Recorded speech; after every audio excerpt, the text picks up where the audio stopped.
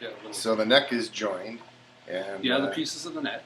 Now we're going to start working on actually fitting the neck to the body. Okay. The way I do it, before I actually start the neck itself, I want to make the fretboard Okay. and get that cut to the right taper, because it's of course narrower at the nut than it is farther up. And after you were here the last time we talked, and we decided what we're going to do is shoot for around 42 millimeters for the width at the nut and 52 at the 12th fret.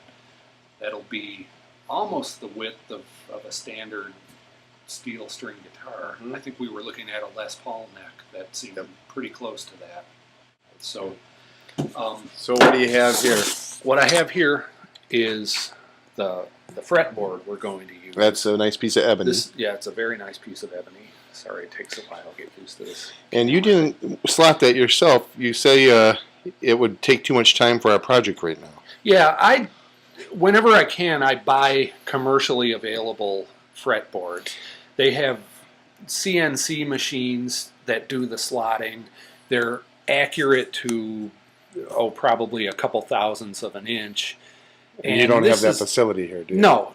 If I was going to slot it myself, I don't know how much detail you want, but what I would be doing is making a pencil mark on this board and putting a square here and using a saw and just going back and forth, and then go to the next pencil mark and do it again.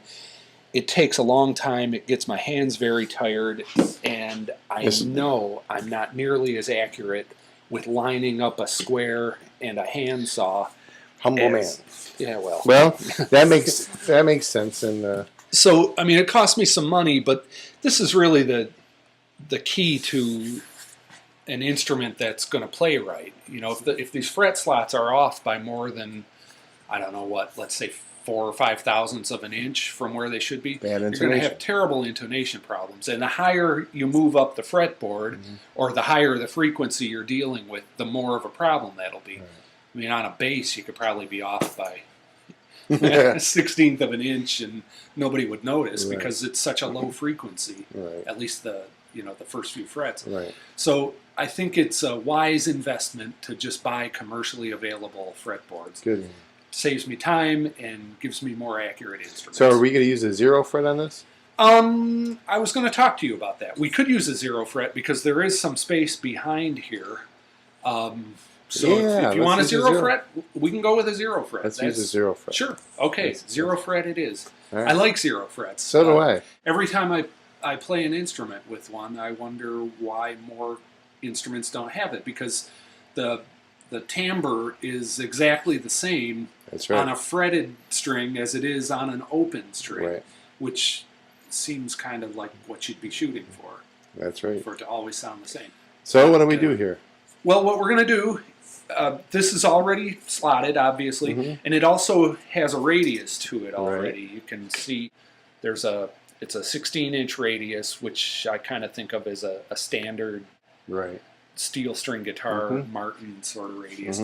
So what I want to do now is just cut it to that 42 millimeter to 52 millimeter taper. Okay. So